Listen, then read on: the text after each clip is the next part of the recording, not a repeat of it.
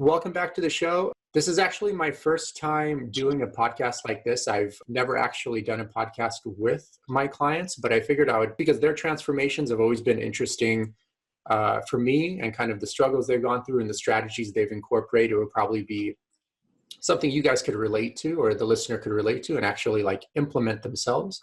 So my guest today is one of my former clients that I actually started training during I think we started training like in April or May, like right when this whole COVID thing blew up. I don't know the exact start date, but his story is really interesting because John, he had like a full-time job, so still working crazy hours, didn't have access to a gym like most people didn't have access to a gym, but he still ended up losing about like, I think 25 to 28 pounds.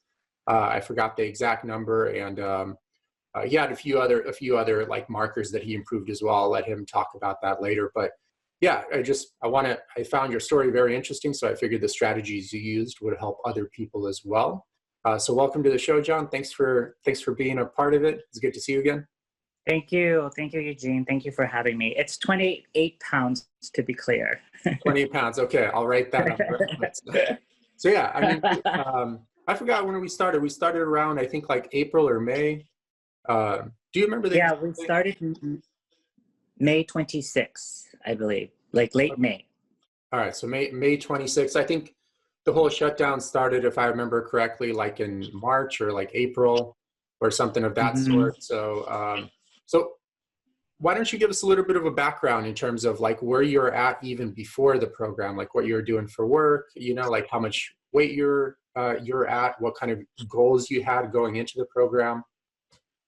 So, I mean, what first inclined me to want to start like a fitness journey was I had all these underlying health issues that I was kind of struggling with, which I didn't know how to kind of navigate and manage. So after seeing the doctor, and the doctor's trying to put me on medication, which I thought was like the easiest thing to do, was giving me all these side effects and issues. So then after that, like, it just wasn't working with me. And I have like a family history of like heart disease and diabetes and all these other things. So I wanted to make sure that I wasn't going down the same path as my family, because the doctor was saying that I was kind of borderline with all these other issues, but had high cholesterol, high blood pressure, and the medications wasn't like, it was doing its job, but at the same time, it was making me feel more sick than actually better.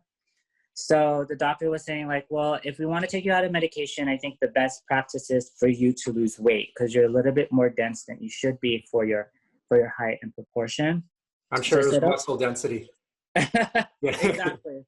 So then I was like, okay, then I'll try that. So I'm like, I'll try to lose weight. And I was very active. Like, I would do SoulCycle. I would do cardio like crazy, like 4 or 5 times a week. And then I would do boxing.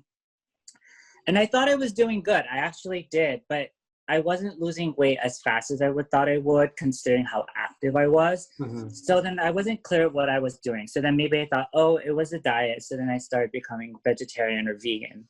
And that didn't help because that actually helped me. That actually made me gain more weight. And so I reached like my max of like 170, 177. And this was like the peak of COVID. And so then I felt like something has to change because the doctor said that whatever my methods weren't working.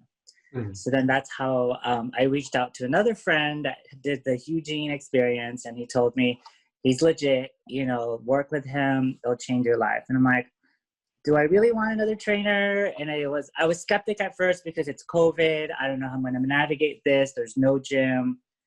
And you kind of like, you just don't know. So then after talking to my friend, he convinced me, he said, it's going to be the best thing you've ever done for yourself. So I'm like, you know what? I'm going to do it. This is the best time to do it. I'm at home. So then, yeah, that's how I started. And I signed up. And then we started the program and changed did everything you told me to the T. As you know, I was very like, I'm going to listen and, do what you tell me to do. So I followed each step and we worked at it.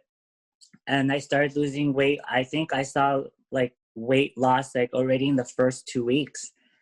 And I was kind of shocked because I was like, wait a minute, this can't be right. Like, how am I losing so much weight so fast, so quickly? And I'm not even working out as much as I used to. I wasn't doing all those crazy cardio, and I just simply had changed my diet, and I started shrinking. Everything just started to shred on its own, even with just a minor workout. And I think that started to motivate me more, because I was like, this is actually finally happening. Like, things are actually changing with this method, when all this time, like, you know, other trainers would tell us, like, you got to do this and you got to take that.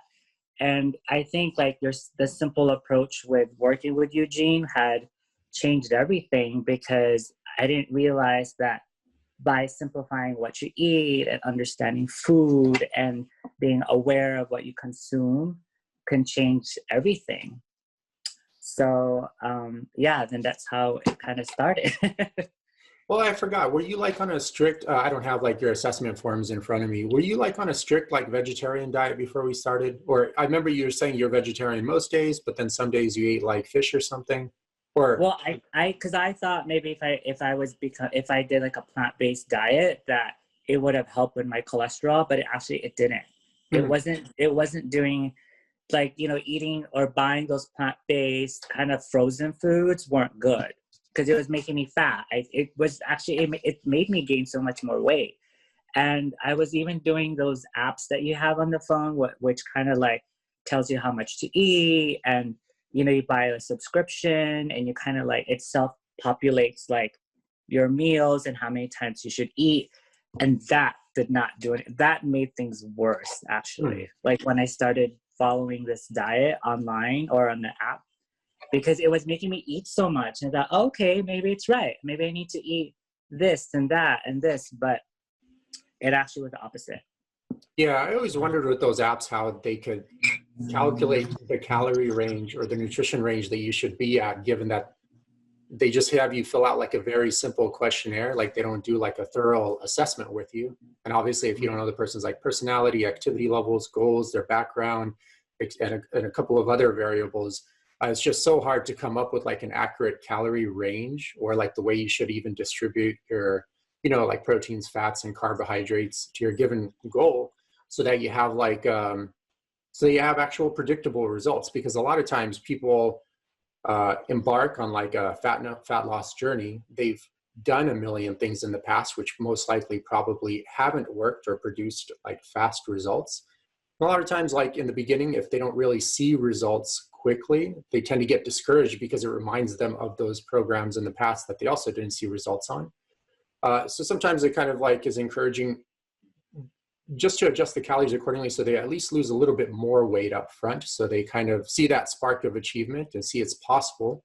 And then as their activity level increases and their adherence to a program increases, then you can obviously increase the calories like a little bit more, etc., as they go on. But that's just one thing I've noticed. So yeah. No, I mean, it's true, because I think part of it, we have like this misconception of like, oh, I work out, so I should eat more kind of thing. But it doesn't, because that was like my, you know, people say, oh, I worked out today, so I'm going to consume more food today. But it doesn't level out, because, you know, like, I mean, from what you taught me, like, you know, it's also about your caloric deficit. And it doesn't make sense, because in our minds, because we've always been thought like, okay, you should eat this and eat more of that when you're working out, but it's not right.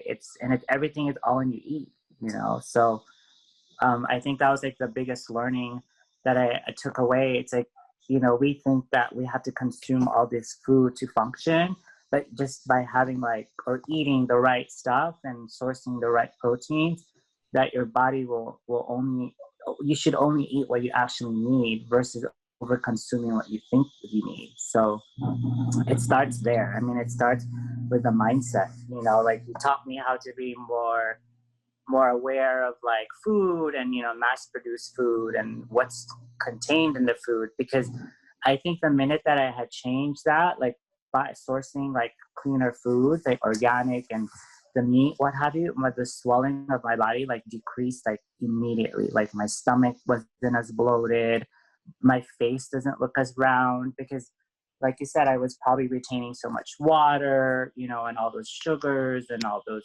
omega-6 or whatever that was in the food. was causing my body to swell. And I mean, even my pictures that I have, like from the beginning, I was so round because I was like bloated. Like all this food was like making me bloat. And by just switching all of that and changing and finding good, clean food, like your body does its work and you feel good. You know, your mind is more clear. You actually feel less tired. You know, you don't feel as sluggish as you would by consuming all that stuff. So. Yeah, and also a lot of people forget that if you have like really good, like the importance of actually how you're sourcing the food. You know, so like not every, like we went over extensively, not all beef is created equal. So like chicken, even in that category, you have, you know, the caged, cage-free, free range, the variety of different pasture-raised meats, and depending on what they're fed. And typically, like a lot of people don't know is, typically you require like 30% less calories on a properly sourced, like if you're sourcing like pasture-raised meats, for example, or like a lot of non-starchy vegetables, you require probably like 30% less calories than you would on a standard like American diet. So like a lot of times, like for instance, you're eating overall like fewer calories than you would on a typical diet that you would be on, but you felt like very full throughout the day, right? Yeah, I mean, I, I do. And the thing is, like, I know all my other friends that are now doing the same journey. They're like, oh my God, that's only how many calories you eat. And I said, well, because since you're eating such good quality, dense food, that your body actually stops being hungry, or you feel that hunger because your body's it's getting fed the right nutrients. I mean, even with like the bone broth and eating all those vegetables, like, I mean, of course, in the beginning, your body's going through like this change, and your mind thinks you're hungry, but your body doesn't. And I think you had to kind of like kick that off first and start with the mindset when what your body's telling you versus what your mind's telling you, because it'll play tricks on you like at the beginning. But like, of course, through your coaching, like you come to realize like you're actually not hungry, you're actually just thirsty, you know? And that also was like a huge change when consuming the right water, eating the right protein. And once that balance like kind of goes into play, then your body just starts performing, and then you don't feel as hungry as you would normally do. Even now, I don't. Like, I can't have, even if I wanted to try to have like a big meal, if I wanted to, my body would tell me to stop. Like, you know, my body would tell me like, don't eat that much, or even if I like push myself to eat something a little bit more than I should, my body would automatically tell me like, that's it, you reached your cap. So, yeah, and I don't feel like I'm starving at all. Like, there's not even a second when I started to eat, like changing all the good source meat, like you don't feel hungry, which is interesting, because I thought like, oh my God, that much calories. But like you said, when it's the right food and the right nutrients, your body's not going to feel like it's starving. It's all in the head. It's all in your mind. Yeah, I found like, especially with clients, like even, I forgot what your exact weight was, or for example, like even for like a 200-pound client, like a lot of times it wouldn't even be recommended to have them less than 2,000 calories. But I find if you educate them on sourcing of high quality food, so even what pasture raised meats are, you know, like the free range chicken scams that I kind of taught you about, how that's just like factory farm chicken, etc. I mean, if you really have them source like high quality, legitimate like meat products, like eat basically unlimited amounts of like non-starchy vegetables, for example, find it's like very hard for most people to even eat more than like 1,700 calories a day. But even for like a 200-pound person, even at times they even have trouble getting to that number, even when they're like physically active, like 4 to 5 times a week. So, and it's true though, because like I would think like how before I would eat, and I think people can all relate to this. Like when you're eating something that's not really good quality food, like you feel hungry the next 2 hours because if your body doesn't feel satisfied because it's looking for more nutrients. Like you have like a burger that's like, you know, not good, or some really bad Chinese food. In the next couple hours, you feel like you're still hungry because you're not sourcing good food. And I think that made me realize that I wasn't eating the right stuff, because once I switched to sourcing more quality food, the hunger stopped. Like you really, you know, you don't feel hungry the next 2 hours, or like, you know, you won't feel hungry like after 2 hours. gotcha. And I do like get a lot of people that come in to me for training, like already eating like healthy, like quote unquote healthy, like in their minds. Can you kind of like go in terms of the stark difference between how you're eating before and like why you thought it was like healthy versus like what you transitioned into, and then you kind of saw your body change a lot faster? Well, before I thought, okay, anything that I saw was like organic, or if I was eating yogurt, or if I was, as long I wasn't, it wasn't as structured as I thought it would, that I do now. Cause like before, like, okay, I would have this for breakfast, but everything was just too hearty, and I wasn't sourcing good food. Like I would just buy what I thought, oh, I'll buy a protein, like I wasn't even aware of a wild caught fish versus just buying any mahi mahi or whatever. Like I wasn't aware of those things. And I was like snacking also like of all these things, but I think that wasn't good either because that didn't really promote like good eating habits. But versus now, like, and before, like it was harder to calculate your calories because you were eating so much of little things that didn't necessarily need to be, because I think we thought that we need to have a fruit or whatever. And I mean, it's, like something in between, or, but once it was a little bit more structured and more clear and clean, it made it more easier to eat, because now it's like, I don't feel the pressure like, oh, I need to eat at this time, or I need to make sure I get this food in at the right, because we've always been taught to say like, oh, you have to eat this at a certain hour, what have you. But I think that complicated things, and it just made it harder for your body to go on a certain like pattern of eating. Versus now we're like, going through with I still use that spreadsheet that you gave me, and, and it helped with like shopping, especially shopping for food, making it more easier because you're able to plan it out more in a weekly advance. So then it's not just like a crazy meal prep that you have to do, because you can already kind of foresee what you're going to be eating throughout the week. And it's just easier. It's just easier for me now because I could buy the meats in bulk and then I just cook it, and then it's simplified. And I think it's like, it wasn't like before. Like before you thought you needed this and you needed that. And that was the mistake, is because I was putting too much effort in the food, but not in a good way. But now that I simplified like my eating habits, like, like I eat, well, for me, what works for me is like I eat like twice a day. Like, I do my lunch and my dinner, but they're big lunches and dinner that are like protein packed with a lot of veggies. And that like helps me throughout the day, or the next day as well. So that changed the most. Gotcha. Well, what if you, in terms of like a busy schedule, because I know you're like very busy the entire time, still working a full-time job. Yes. What are some time management strategies you use to kind of stay consistent with your routine and all that stuff? Because I know a lot of times people just say, I'm like too busy to, like be healthy or work out, et cetera, et cetera. So what are some things you did in that area? Well, for me, like, yeah, I have such a busy schedule because like it's constant, and sometimes my schedule is kind of like it's not consistent. So what I did though to stay on track is I have to be self-aware of what I'm doing and my food intake. So for example, with my workout, like I make sure that I get in.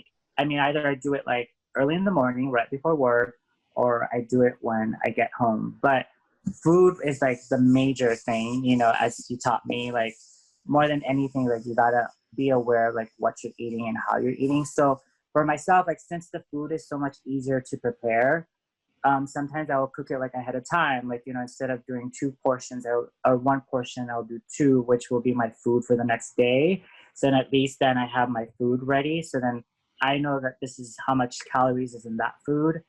So then if I'm at work, I mean, if I don't necessarily have to eat out or eat, I just eat when I get home and eat whatever I prepared. So I'm a little bit more aware of like what's in my food versus eating something outside. So, like I said, like even before, cause like now I'm not as hungry as I usually feel, which is interesting. Like I could go on, and so, but I do eat when I'm finally hungry when I get home. So, but I'm just more self-aware of that. And and it's not even that hard to even like put it into your schedule. It's like, it's just being more conscious about it, like being conscious of when to do what, what can fit in where.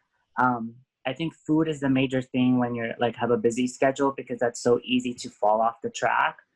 Because you're like, oh, I'm busy, like I'm just gonna eat this and put that in my mouth. No, like it has to be like a conscious effort, because whatever that you're eating that's not necessarily right for you would actually just make you feel more tired versus you eating what's right. And then just wait to go home and eat, you know, prepare your meal when you get home. And that helped me a lot. Gotcha. Cool. Well, I remember like also like I remember like a big emphasis was not eating out. Remember like rarely, but from time to time you would eat out from time to time, and you would say like, oh, but it's the same food groups, you know, you said I can have whatever, sockeye salmon, like wild caught fish. I ordered wild caught fish, but then also I remember you kind of like always like gained a little bit of weight afterwards all the time. Can you kind of go into the details of where some people might go wrong in terms of like still eating out occasionally, but then where that kind of hinders the consistency of the fat loss? Well, yeah, because like I thought, okay, so maybe if I, in my mind or in our minds, we think, oh, if I eat a salmon or a chicken breast, even though it's like prepared at a restaurant, like, oh, it's fine with a little side salad. I think what I learned is that we don't know what's in that food. So then, even though we think like, oh, it's a healthy dish, but you don't know exactly how it's been prepared or what kind of quality of meat it was. So even if the portion was small, I did see like a fluctuate like in my weight, like the next day. Like you could tell that I ate something wrong, because my weight would just like go up 3 pounds for no reason. And you know, and in the minute that I revert back to my regular diet, everything starts to go down. So it is a misconception of thinking like, oh, just because I'm picking like a certain food category or a certain protein that it's healthy, but it's not necessarily, because you don't know how the restaurant prepares the food. It might be like in a bunch of butter or a shit ton of oil or whatever it's in there. But just because we think like, I think like we can't fall into the misconception like, okay, it's healthy because it's in this category, because technically it's not. It will show and you'll know. So it's always just the best practice is to not do it. Yeah, Because exactly. when in doubt, I always remember, when in doubt, don't. Yeah. Yeah. So a lot of times too, it's like people underestimate the caloric density of like cooking oils. Like for instance, 1 tablespoon of like olive oil has like 130 calories. You got to use probably like 2 of those guys, you know, per plate. And obviously that gets Mm-hmm. soaked up into the meat or the fish or whatever they're cooking it with, cooking it in. And Mm-hmm. then that absorbs as the total calorie content of that food for you. So you might think you're eating just you know, like 6 ounces of chicken or something like that, but it's 6 ounces of chicken then drenched in all that oil, and then probably whatever other sauce they used to kind of, you know, like make it taste better, to have it like in a restaurant. Obviously I eat everything plain because I don't know how to cook, so I don't use any sauces, but in restaurants they use like a whole bunch of stuff to help season it up and make it taste better, etc. But it all adds up, you know. And if a person isn't like super muscular or isn't very physically active, uh, they don't have a lot of room for error. You know, they're not burning like a tremendous amount of calories per day. So those like extra 200, 300 calories per day like add up like pretty quickly, considering like 1 pound of body fat is, you know, roughly 3,500 calories. So you're getting in an extra 300 calories per day. In 10 days, you're almost like an extra pound of body fat more, you know, and then multiply that by a year. And then you're like, man, where did these 20 pounds come from? You know, it's like, well, those little things add up like quite a bit. So, well, how about your workouts? Because I know you didn't have a gym accessible to you. And I know a lot of people have used that as a scapegoat to not embark on a fitness journey. Like, oh, if I don't have a gym, I can't get in shape, I can't get ripped, or I can't gain muscle. But then I always wonder, like, I wonder how hunter and gatherers stay jacked all year round without a Bally's fitness or medical insurance, you know, for like 190,000 years. That is so true. You know, like the muscles started to show more when I lost more of the body fat. But the workout was like so easy. Like it wasn't anything crazy. Like I wasn't doing all these like monstrosity workouts or boot camp that you would normally see. And I still saw results, and my body still, like my shoulders and everything, my physique changed. But it was all the diet. Like, I mean, the workout did help. Obviously it does, but when the diet did the most of the trick for me, you know, and I still got jacked. Like, I still feel like, you know, I mean, I think my body's better than it ever did. So, and the diet, you know, was I think what was key into the change. And of course the workouts. I mean, the workouts that you gave, like, I loved them because they were easy. It wasn't anything crazy. Like, I could do it at my own pace. I didn't feel like, you know, you don't feel exhausted. Like, you know, you're just doing what you need to do, and it's easy to do at home. Yeah, a lot of people kind of like put, in my opinion, like way too much emphasis on physical fitness to transform their body. Well, really in relation to kind of like our topic here of like fat gain and wanting to lose body fat. Like, it's important to kind of perceive fat gain as like a symptom, basically a symptom of like poor lifestyle and nutrition choices. So that's where the change like really has to happen. And you see people at the gym all the time, you know, like going there 5 days a week, 6 days a week, year after year, they look like the same. You're like, man, this person's working out so much. Like, why are they looking the same and not changing? And that's mainly because they just either neglect or just fail to master the concepts needed in like the lifestyle changes that needed to happen, and also the nutritional changes as well. And for the listeners, just so you know, like, John was using just bands and a door pull-up bar. So he didn't even have any like adjustable dumbbells or any free weights at home. It was just bands and a pull-up bar. Because I couldn't get them. Yeah, well, either way, I mean, you still created that V-tapered appearance. Yeah. Your shoulders were like way more massive and your arms were way bigger at the end of the program than in the beginning. And then your midsection, I forgot how many, we didn't measure the inches total that you lost in your midsection. It was probably like at least like 4 to 5 inches total in your midsection that you lost over that 3-month period. Am I right? I mean, yeah, I could tell just like from my pant size, because before I was a 31, 32, and then now I'm like swimming in a 30. So I think my waist size must have dropped to like a 29, 28. Okay, gotcha. So, but yeah, I mean, also on top of the workout, like, I wasn't doing like the crazy cardio that I used to do, because before I thought if I did like all this cardio that I'm gonna just like shred up and start losing all the weight. And funny, like, I only do cardio twice a week. Yeah, and it's not like long multiple-hour crazy sessions either. So yeah. So I mean, even by, you know, like, I think we've been told that if you do a bunch of cardio, that's what's gonna make you burn all the fat. So I learned that too. That was false. yeah, Because just change the diet, and you know, your body will burn it for you.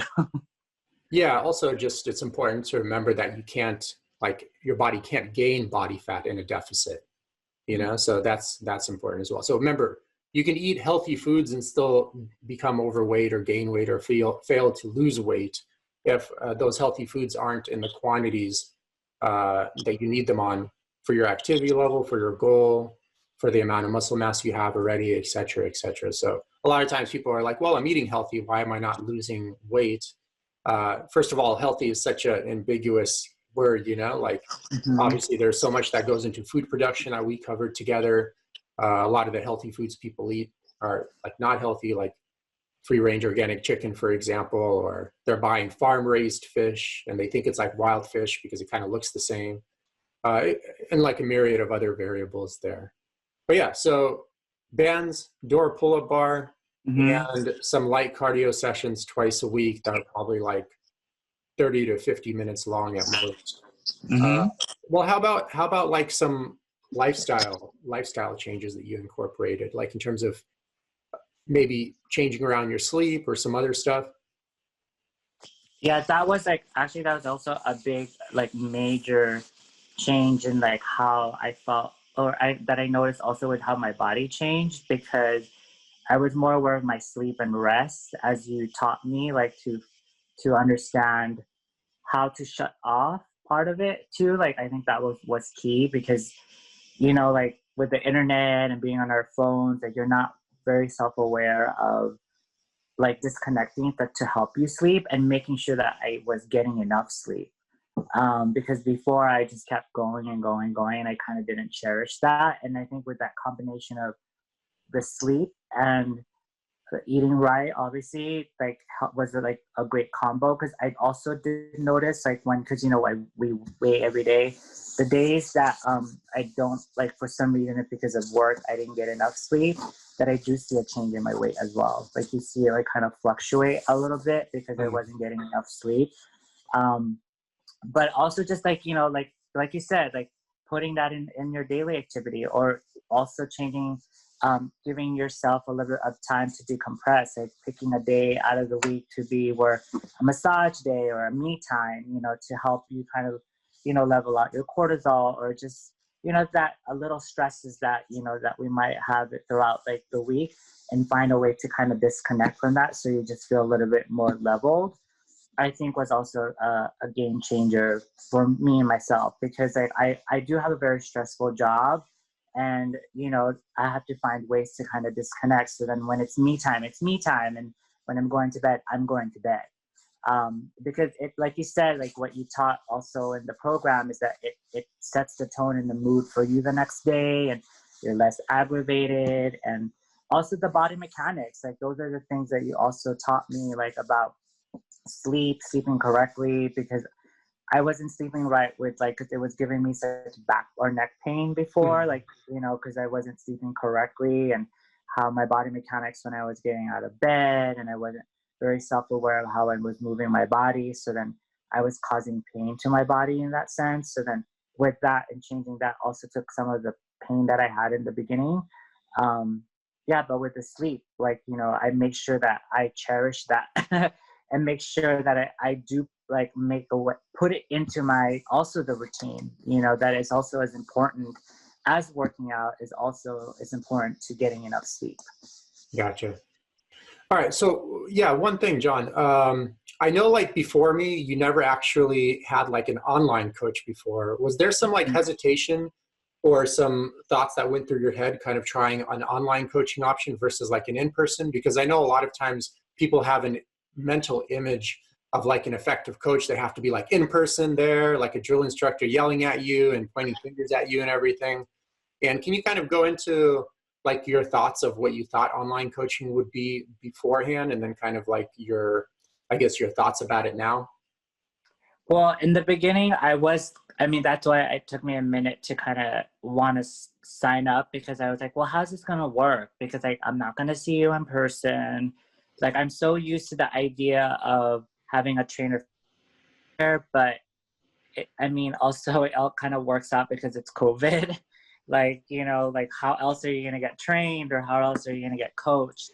So, I was skeptic because I wasn't sure how I was going to navigate that, and how I was going to be able to stay motivated, because like I'm not meeting with this person like all the time, or see them in person as we would normally have a trainer.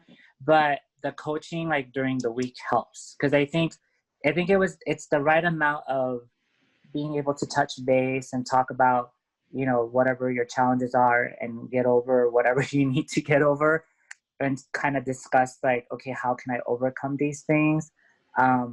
Yeah, and even doing the workouts, because like, the workouts, we always assume that you need that trainer to physically be there, but the videos, plus like the type of workouts that you do provide, it's so easy and self-explanatory that I feel like anybody can do it with or without a trainer. And yes, and I know the question is like, how do you stay motivated then? Because you need that trainer to motivate you. What motivated me is because I started seeing the results. Like the minute that I started seeing my body change more and more, and plus of course, because we get to talk to you like every week, and you're so reachable too, and you're so easy to talk to and work with, just like your personality and just your partnership, even throughout the whole program, because that also helped. And then being able to see the changes, like, help motivate you, but also allowing you yourself being so accessible to us. Like, we can text you anytime if you have a question. Plus the program was so easy. I think the right combinations of all of that help, even though it was done virtually.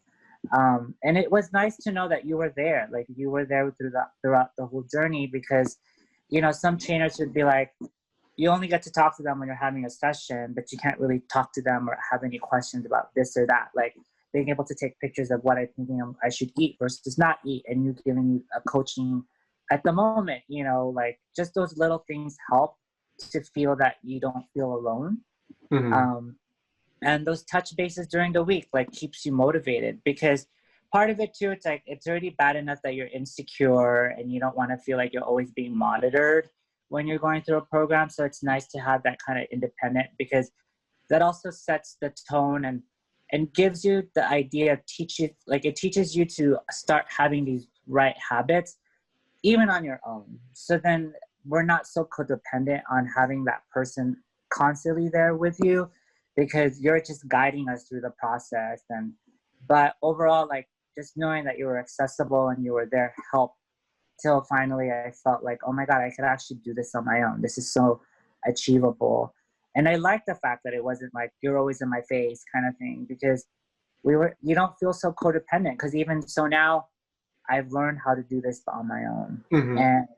But of course I wouldn't be able to do it without you coaching me and helping me through the process. But yeah, I mean, the whole virtual thing, like, I mean, I think it only works because the way you structure it. I don't think any other way it would work. Gotcha.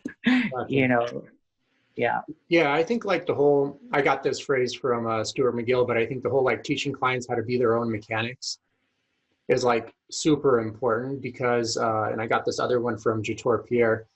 Basically, it's kind of like, uh, caterpillars. They go into a cocoon and then they kind of like learn to break through the cocoon and they kind of become a butterfly.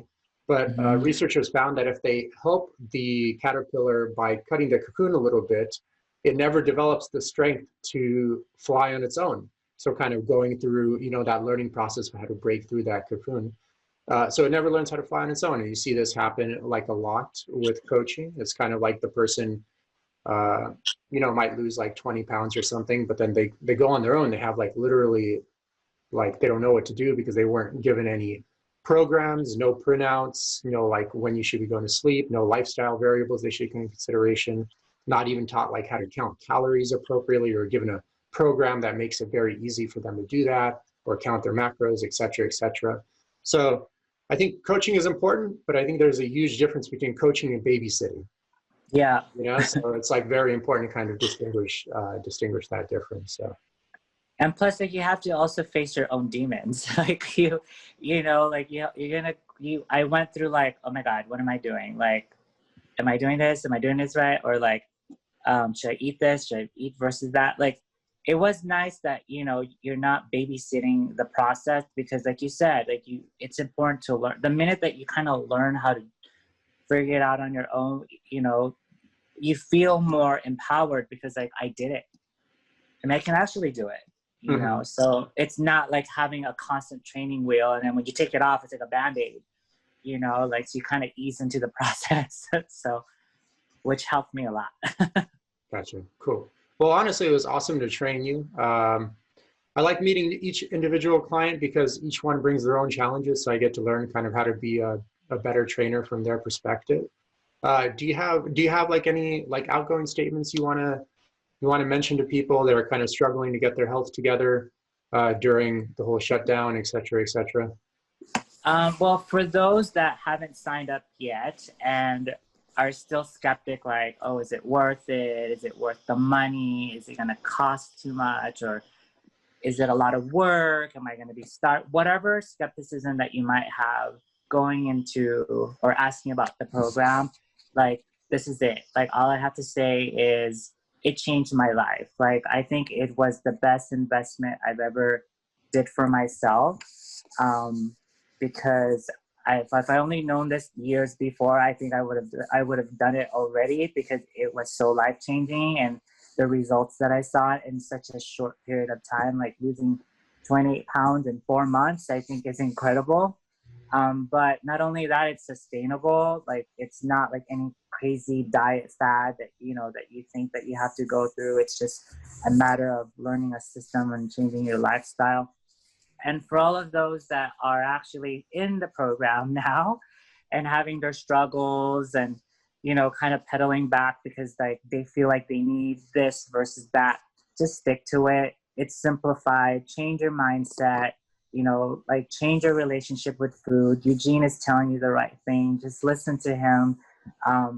You know, and it's okay. You'll go through the process. You'll have those days where you're like, you want to revert back to those bad habits, but you know what? Those bad habits are long gone because you signed up to change, and the change starts with you. So you got to change how you think, how you saw food, what you thought food was about. Like it needs to change now. Because I'm the living testimony, because I changed everything. You know, the fitness journey is just not just the physical work, but it was also the mental work that changed everything. And, you know, Eugene helps you through the whole process with that. And I'm more than happier ever with myself, with my body, with everything I do in life. So I thank you for that. Cool. Well, thanks, John. It's good to see you again. So thanks for doing this. So, of course. Well, thanks, guys. Thanks for tuning in, and stay safe. Take care.